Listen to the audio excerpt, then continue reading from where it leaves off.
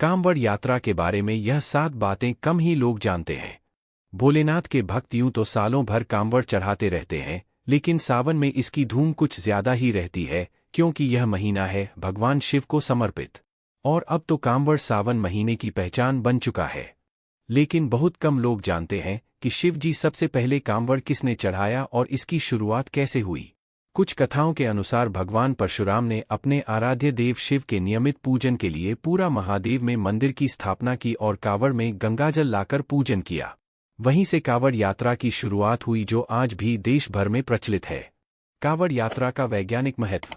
कांवड़ यात्रा का धार्मिक महत्व तो जगजाहिर है, लेकिन इस कांवड़ यात्रा को वैज्ञानिकों ने उत्तम स्वास्थ्य से भी जोड़ दिया है।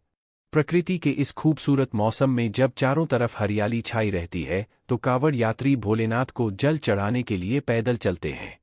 पैदल चलने से हमारे आसपास के वातावरण की कई चीजों का सकारात्मक प्रभाव हमारे मन मस्तिष्क पर पड़ता है। चारों तरफ फैली हरियाली आंखों की रोशनी बढ़ाती है, वहीं ओस की बूंदें नंगे पैरों को ठंडक देती हैं तथा सूर्य की किरणें शरीर को रोगमुक्त बनाती हैं। कांवड़ यात्री केसरिया वस्त्र क्यों धारण करते हैं? कांवड़ यात्रा लंबी तथा कठिन होती है, लेकिन लक्ष्य एक ही होता है कि महादेव को जल चढ़ाना है। व्यक्ति को इस लंबी यात्रा के दौरान आत्मनिरीक्षण करने का मौका मिलता है। इस धार्मिक यात्रा की विशेषता यह भी है कि सभी कांवड़ यात्री केसरिया रंग के वस्त्र ही धारण करते हैं। केसरिया रंग जीवन में ओज, साहस, आस्था और गतिशीलता बढ़ाता है। कलर थेरेपी के अनुसार यह रंग पेट की बीमारियों को दूर भगाता है। सारे कांवड़ यात्री बोल बम के संबोधन से एक दूसरे का मनोबल बढ़ाते हैं। ये यात्री रास्ते भर एक दूसरे से वार्तालाप करते चलते हैं। रास्ते में छोटे बड़े गांव, शहरों से गुजरते हैं तो स्थानीय लोग भी इन कांवड़ यात्रियों का स्वागत करते हैं।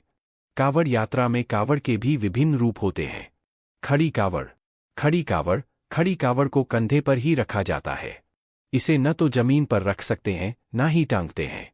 यदि कांवड़ियों को विश्राम या भोजन करना हो तो इसे किसी अन्य शिव सेवक को देना पड़ता है।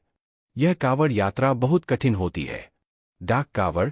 इसमें कई कांवड़ियों का ग्रुप होता है जो एक ट्रक या जीप में सवार रहता है। गाना बजाना एवं लाइटिंग से सुसज्जित गाड़ियां रहती हैं। जब मंदिर की दूरी 36 घंटे या 24 घंटे की रह जाती है तो ये कांवड़िए कांवड़ में जल लेकर दौड़ते हैं। जल लेकर लगातार दौड़ना बड़ी कठिन चुनौती होती है। कुछ कांवड़िए व्रत लेकर ऐसी कठिन यात्रा भी शिवजी की महिमा से पूर्ण करते हैं। झांकियों वाली कांवड़। इस कांवड़ यात्रा में कांवड़ियों का एक ग्रुप होता है। ट्रक, जीप या छोटे आकार की कोई खुली गाड़ी में शिव भगवान के बड़े बड़े फोटो लाकर उस पर रंगीन रोशनी की जाती है। कहीं कहीं फूलों से भी इसका श्रृंगार करते हैं। इसमें गाना बजाना भी चलता है। कई बार काफी लोग इसे देखने आ जाते हैं। झूला कांवड़। एक बांस पर दोनों ओर झूले के आकार को साधते हुए कांवड़ बनाई जाती है। गंगाजल वाले मटके या पात्र दोनों ओर बराबरी से लटके होते हैं। कांवड़ियों द्वारा विश्राम या भोजन के समय इस कांवड़ को जमीन पर नहीं रखा जाता। पेड़ या किसी अन्य स्थान पर इसे टांग दिया जाता है।